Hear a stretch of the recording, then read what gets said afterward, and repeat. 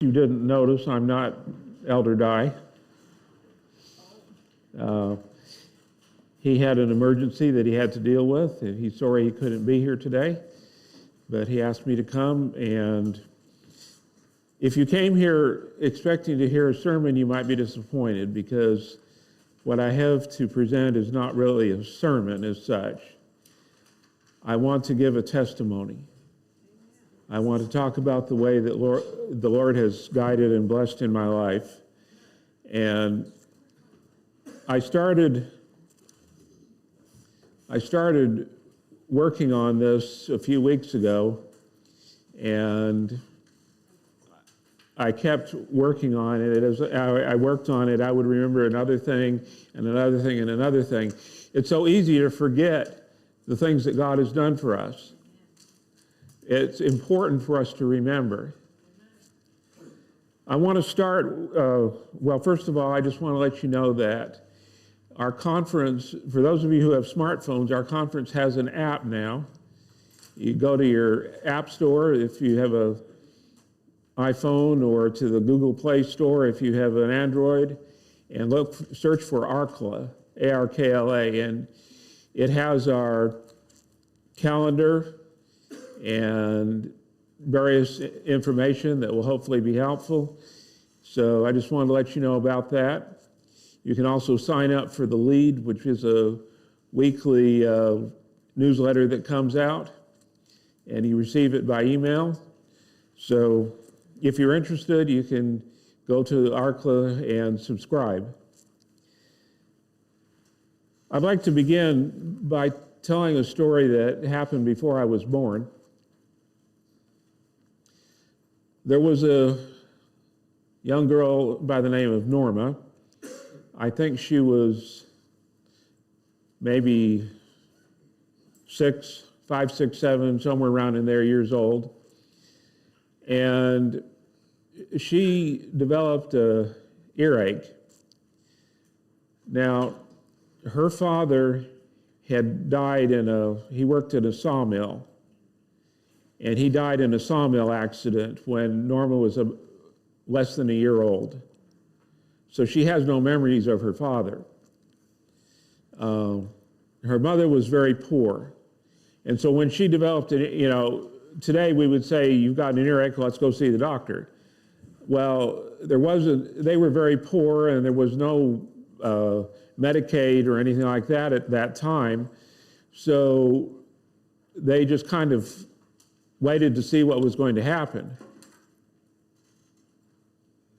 Well, the earache got worse, and it got worse, and it got worse, and then the other ear started hurting, and then I guess her eardrums must have burst because she went deaf. She couldn't hear at all.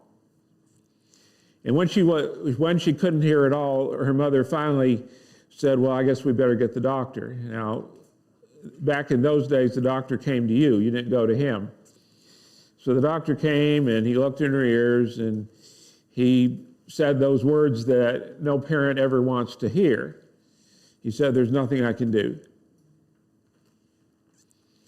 Well, Norma's mother thought about it, and she realized there was one more thing she could do.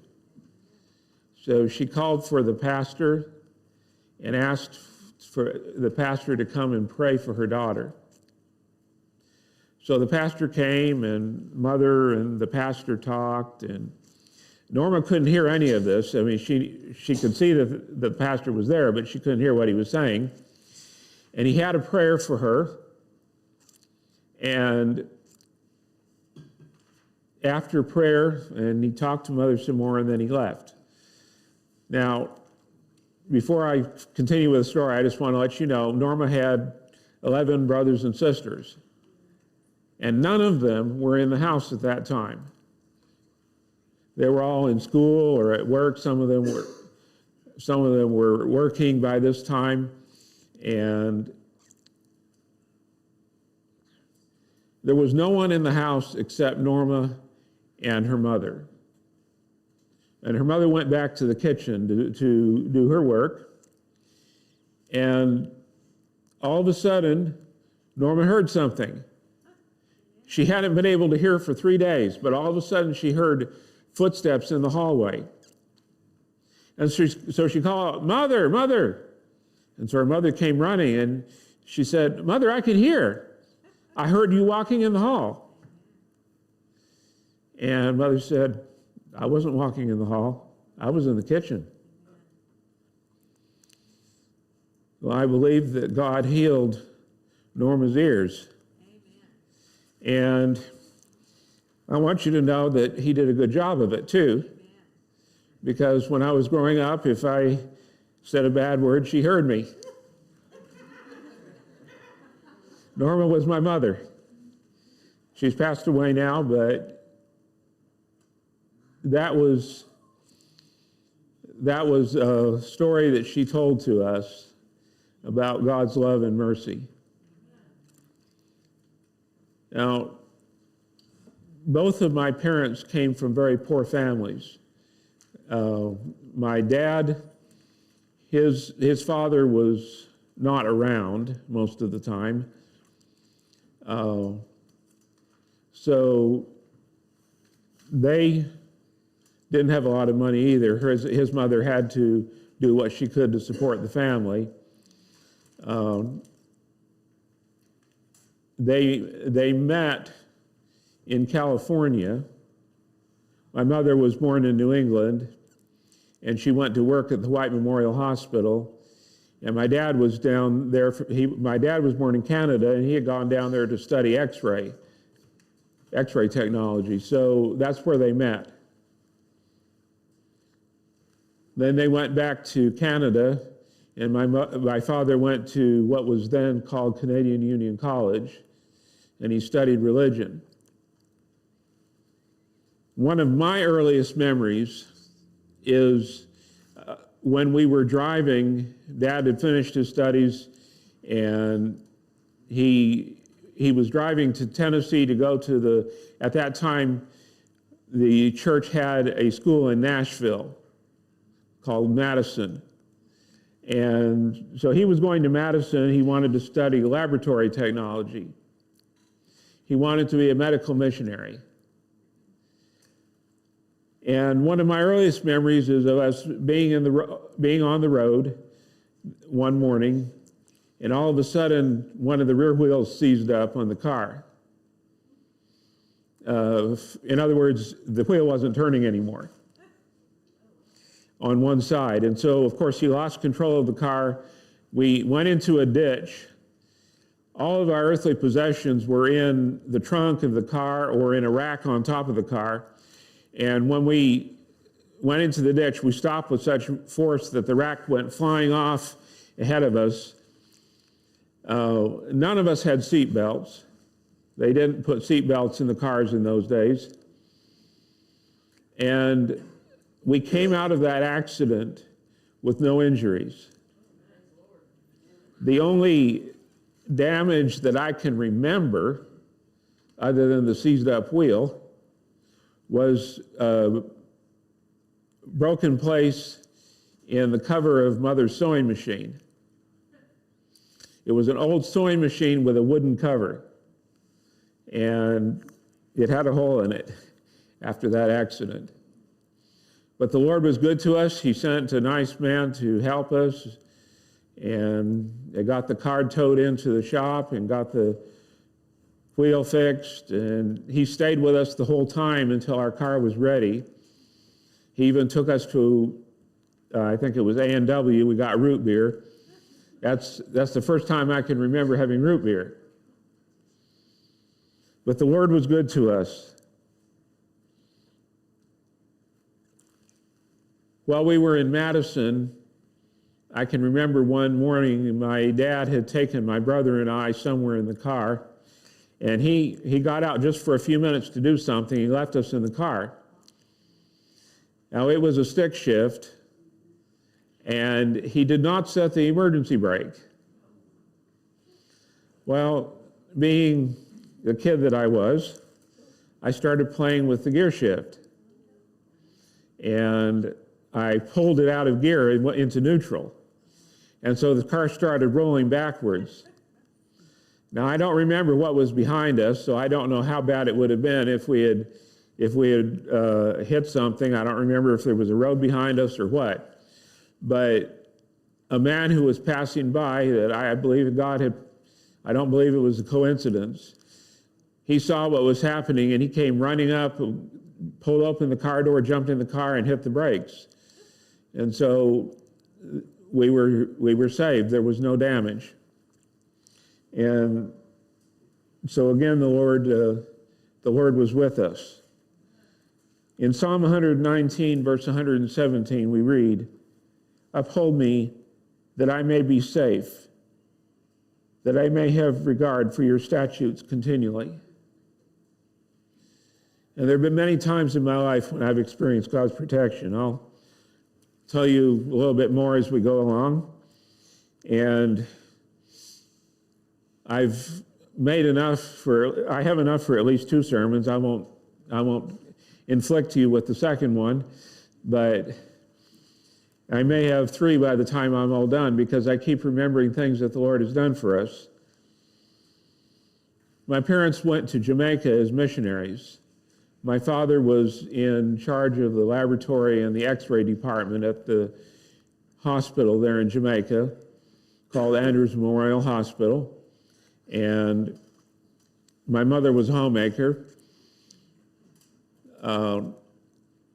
We lived there for about 8 years. And I can remember one time Dad was coming home from work and he came to an intersection. There was no stop sign at the intersection, so he went through. Well, unfortunately, there was no stop sign for the other direction. So another car came through at the same time, and they collided, and Dad ran into a telephone pole. And he came out, the car was a big mess, but he came out with only very minor injuries. So again, God was with us. I can remember while we were there that Dad was taking a few days off from work, and we went up in the mountains. Jamaica is very mountainous. We went up in the mountains to a place called Sincona, where they had a botanical garden, and they had some cabins where you could rent the cabin and stay there for a few days. Well, the last few miles of the way were a dirt road, and it had recently rained. So the road was very muddy, and our car was not a 4-wheel drive vehicle. So Dad tried to go up the muddy road, and he couldn't. He had to back down, and he tried again, and he couldn't and so finally, we just stopped at the place where the pavement ended, and we waited in the car and we prayed and asked for the Lord to be with us. And along came someone in a Land Rover. And he took us up to the botanical gardens. And I can remember him making the comment that someone must have been praying, because apparently he wasn't planning to come there that day.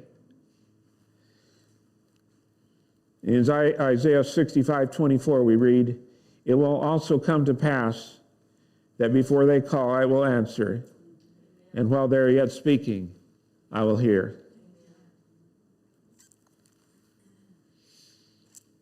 Well, most of my growing up years were in Jamaica. I was in Jamaica from the 1st grade until the second half of my freshman year in academy. I studied by Home Study International, which now is called Griggs University. My mother, who was not a teacher, was the one who worked with me on it. And she must have done an okay job of teaching, because I passed and I got reasonably good grades in high school. So she must have given me a good foundation. I can remember one time when I did badly on a geography assignment, she told me that I had to go back through the book and outline it. Well, I went through back, I didn't want to do this, of course, but what choice did I have? So I went back through the book and I outlined chapters, and I did much better the next time. So Mom did a good job. When I was in my freshman year, my parents left Jamaica and they went to Ethiopia. So I did my freshman year by home study, and then my sophomore year I went to Singapore. We, at the church at that time had a school for missionaries' children in Singapore.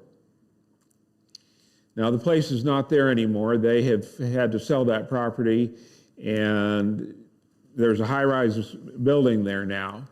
But it was a nice campus when I went there. It was specifically for missionaries' children, and there were missionaries' children from all around the Far East, and that was, Taiwan, India, Singapore, that part of the world was where most of those students were coming from. There were a few of us whose parents were working in Africa. Now, my parents didn't go with me to take me to Singapore. We had to fly from Addis Ababa, Ethiopia, to Bombay, and then from Bombay to Singapore. And the first time I went, there were 3 of us, kids who were going there by ourselves. And, I don't think today I would dare to let my child travel on an airline by himself or herself, but it was a different time back then. And I had to make that trip several times. I went to 3 years to Far Eastern Academy, or FEA as we called it. And one of those times, there was just one other person with me, and it was a girl. And we had a layover in Bombay, and the airline put us up in a hotel for the night. Well, we were kids, and the hotel staff decided to take advantage of us. So they told us they only had one room, and we were supposed to both go to that room. Well, we knew we couldn't do that, so I told the girl, you take the room, and I'll find a place to lay down. So I went down to the lobby of the hotel, and I sacked out on one of their couches. And interestingly enough, when the hotel staff saw me there, they all of a sudden magically found another room. Anyway, the Lord was with us. I had the privilege of going on mission trips while I was there. We had a singing group called Way Singers. Most of us were not expert singers, but we sang and we shared our testimony, and I played the accordion, and the Lord was with us, kept us safe through a mission trip to Indonesia and a mission trip to Thailand. While I was in Singapore, well, let me back up a little bit. When my parents went to Ethiopia, Ethiopia was ruled by the Emperor Haile Selassie. I don't know how much history all of you remember, but they had a parliament or something, but the emperor had the final say. And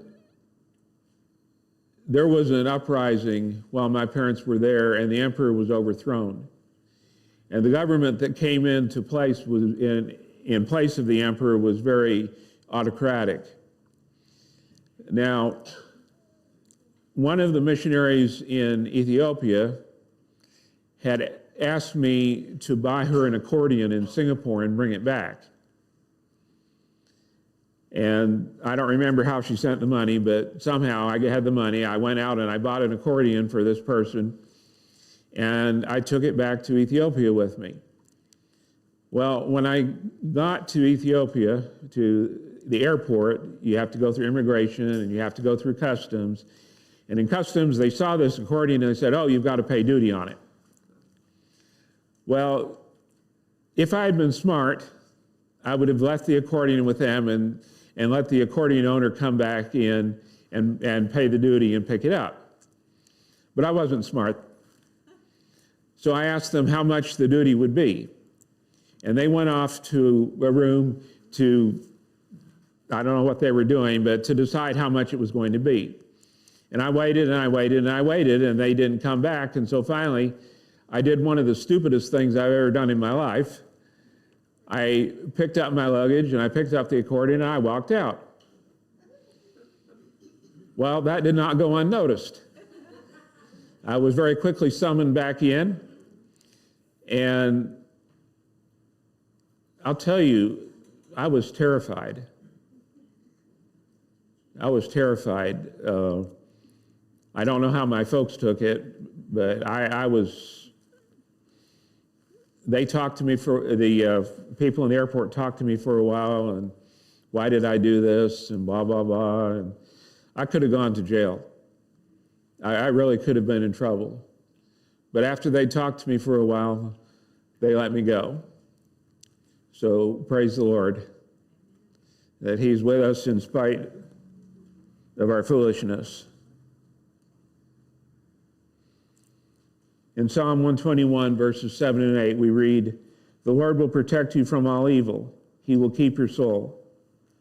The Lord will guard your going out and your coming in from this time forth and forever."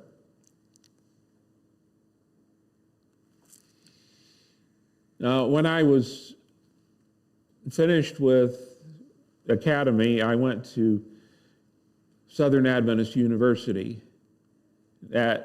Those of you who might remember from that time, it was called Southern Missionary College. Or jokingly, it was called Southern Matrimonial College. It was a good place to meet a spouse. Now, while I was still in Singapore, in academy, we had a week of prayer, and the speaker for that week of prayer suggested that we should start praying for our future spouse. Well, I thought it was a good idea, so I started praying. And it was around that time that a colporteur, a literature evangelist, visited a Baptist home and shared the Adventist message with a Baptist family. Their second oldest daughter is Peggy, who is my wife. So don't tell me the Lord doesn't listen to prayer.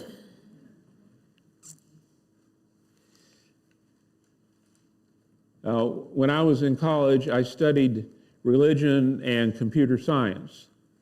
Now, I was not planning to be a pastor. I was planning to go into public health. I wanted to go to Loma Linda and study public health on the master's level. But those plans kind of fell through. I'll never know for sure whether it was my lack of faith or whether it was not God's will for me to go, but I just didn't feel that I couldn't see how we could drive across the country. We had a daughter, and we had a Volkswagen van, and we'd had to put all our stuff in that and drive clear across the country. And then I was going to have to take prerequisites that I thought I had already taken, and I just couldn't see how we could do it. And so I tried to find a job in computer science. I wasn't successful there. So we ended up moving back to Peggy's hometown. And I ended up in a furniture factory operating a sanding machine. I was probably one of the highest educated people there. Now, I was operating a sanding machine. And that lasted for a while until the economy took a downturn. and I was laid off. Well, around the time that I was laid off, one of the members of our local church who was a literature evangelist was invited by the Carolina Conference to become a regional literature evangelist director. And so he moved to Florence, South Carolina. And when he found out that I had been laid off, he started working on me and telling me that I should become a literature evangelist. And I didn't have any other bright prospects, so I prayed about it, and I decided to go. Now, I skipped over the part of the story where I found out, there are some people that could sell refrigerators to Eskimos. And there are other people who couldn't sell a life jacket to a drowning man. And I fall in the second group. Well, we figured that the car we had was an old Oldsmobile 88, a big 8-cylinder engine, drank a lot of gas. I was going to have to do a lot of driving.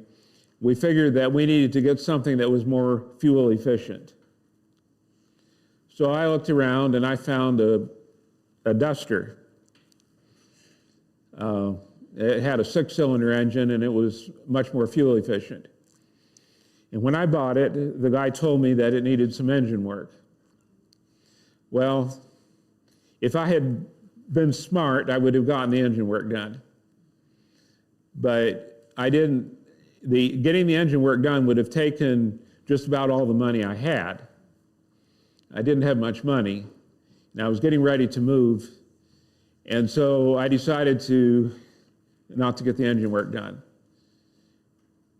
Well, we had accumulated a bit more stuff by then, so I got the biggest trailer that U-Haul makes. Plymouth Dusters were not designed to haul those trailers. I got the biggest trailer that they made, and we put our stuff in it, and I started off driving to Florence, South Carolina. We got just a little way down the road, and the oil engine light came on. So we stopped, and someone helped us, and we ended up getting towed to the dealership, and the dealership looked at it, and the engine light wasn't coming on by that time, and they didn't see anything wrong with it, so they told us we could go. Maybe the oil light had malfunctioned. Well, we drove for a while, and the oil light came on, and I didn't stop, and the oil light stayed on, and all of a sudden I heard a bang, bang, bang, bang, bang noise.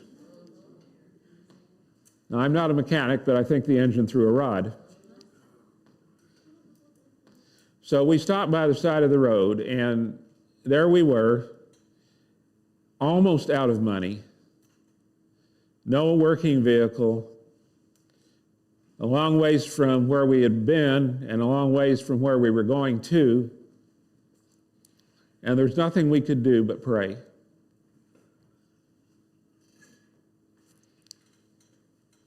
We were in pretty much a hopeless situation. There wasn't anything I could do for myself or my family. And I want you to know that when you're in one of those situations, that is when you start learning to trust God. And sometimes He lets us go through those situations so that we will learn to trust Him. Just because you're a Christian, that doesn't mean that nothing bad is going to happen to you. But we have the promise that God is with us. He is always with us, no matter what happens. Well, needless to say, someone stopped to help us, and we made it to Florence, South Carolina in someone else's vehicle. In spite of the fact that we had no car, we ended up in Florence. I was supposed to be a literature evangelist. I didn't have a car. Well, there was an Adventist used car salesman who decided to help me. And so we went to a car auction. Now, I don't know how many of you have had experience with car auctions, but I'll tell you what happens in car auctions. They clean the car up, and they'll clean under the hood, and they'll make everything look shiny and nice, and they sell it on the car auction, and you don't find out until later what problems the car has. Well, I found out pretty quickly that I could get 70 miles to the quart. I had to stop every 70 miles and pour a quart of oil into the engine. It was using that much oil. And I had a box of things of oil in my car because I had to watch the odometer and know every 70 miles I had to stop and put oil in there. Well, I got around in that car for a while, and I didn't have very many sales, needless to say. The Lord managed to sell a few books in spite of me. But we used that car for a while and until we were on a trip and the car stopped. And I tried to start it again, and I tried, and finally the engine started running again, but it was running very roughly, and there was water coming out the tailpipe. Not a good sign. I was told that probably the engine had blown a head gasket. We didn't tear it apart to find out for sure. I ended up selling that car for a pittance to a wrecking yard. Someone helped us get home. And again, I was without a car. Well, there was an Adventist pastor in the conference who found out that I needed a car, and he had a very well-used Datsun. Now, for those of you who are my generation and older, you remember that what we call Nissan today used to be called Datsun. It was called Nissan in the rest of the world, but it was called Datsun in the States. Now, this car was a lot better than the old Comet was. The Comet was the car that I got 70 miles to the quart with. The Datsun was a lot better. It didn't look like much, but it ran pretty good. And I used that for a while. And then I needed to get some tires. I needed to replace the rear tires. And I had managed to scrape a little bit of money together. I went to a tire place and I bought 2 tires. Now, the Datsun was a front-wheel drive vehicle. And if I had been smart, I would have placed the new tires on the rear. And someone had in fact told me that that's what I should have done. But at the shop, they didn't do it that way, and I didn't make an issue out of it. I just let them put it on the rear, on the front rather. And so I guess it was the front tires that went bad, was they put it on the front. And not long after that, we left on a trip to go home to visit my parents. And we had a lot of interesting trips, you could tell. We got maybe about 3 hours into our trip. A couple of our friends back in Florence, South Carolina, were talking to each other on the phone. And one of them said, "I feel impressed to pray for Rodney and Peggy." So they got off the phone and they both prayed. Well, we were driving down the road, and I lost control of the car. The rear wheels lost traction. I swerved a little bit, and that was it. And so the car, oh, by the way, did I mention this car didn't have seat belts either? The car flipped over. I can remember, as we were flipping over, I can remember looking down at the ground flying by and wondering if I was going to still be alive when the car stopped. Well, the car stopped, facing the opposite direction, having flipped over. And I got out of that car, and all I had was a cut on my head and a very sore back. Now, they thought that my wife felt like there was something in her eyes, and they thought it might have been glass because the windshield was shattered. It was gone. And so they put something over her eyes so that she wouldn't, rub her eyes and maybe make things worse. Our children were okay. We had 2 children by that time. And several people stopped to help us, and one of them was a very nice lady. She took care of our children for us. We had to go to the hospital in the ambulance. Peggy and I did. She took care of our children. I had to get stitches in the hospital, but other than that, my wife didn't have glass in her eyes. She was okay. The Lord protected us through that accident. We should have died, or at least have been seriously injured. But the Lord was with us. And again, He protected us. And again, we had to get a ride home with somebody else. We didn't get to go to see my folks. And again, I was a literature evangelist without a car. Now, I forgot to mention that I didn't have enough money to pay for the Datsun, and so the owner of the Datsun was letting me make payments. And I wasn't finished making payments when we lost the Datsun. Well, we went out and we found a very, very well-used Ford Fairline, I think it was called. And we bought that car while we were still having to make payments on the Datsun. The only time I had good sales was when one of the leaders would come and go out with me, to mentor me, and then they would make some sales, but I didn't have very many sales on my own.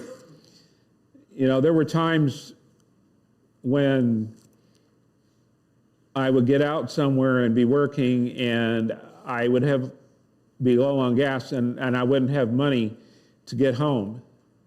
And I would go door to door with paperbacks and trying to sell a paperback for $1 and get $2 or $3.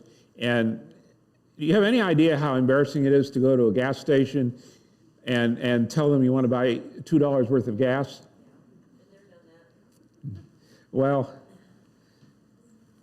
I always got home in spite of everything. The Lord always took care of us. Well, I didn't have the Fairline for too long before it developed transmission problems. And by this time, the leadership had decided that I probably wasn't called to be a literature evangelist, and so they had suggested to me that maybe I should find something else to do. Well, my wife was an aide in the local church school, and they offered me a job to work with her. So we finished out the rest of that school year, both of us working in the school. Not making very much. We didn't have money to buy another car. I had to walk to the store. I probably could have driven the Fairline to the store. It wouldn't shift properly, but I just walked. But I know what it's like to be on food stamps. I know what it's like to be on the WIC program. Neither of our families came from wealth. But the Lord was always with us. He was always with us.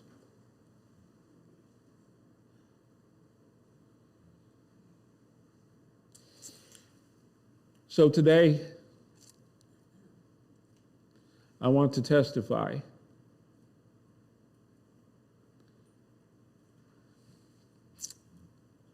I want to testify to how the Lord has been with me. There are many more things I could say, many more times that the Lord guided and blessed and supplied our needs, more times when he protected us. I'd like to leave you with a quotation from Ellen White. In reviewing our past history, having traveled over every step of advance to our present standing, I can say, praise God, as I see what God has wrought. I am filled with astonishment and with confidence in Christ as leader. We have nothing to fear for the future, except as we shall forget the way the Lord has led us in his teaching in our past history. So it's my prayer that we will all remember the way that the Lord has worked in our lives.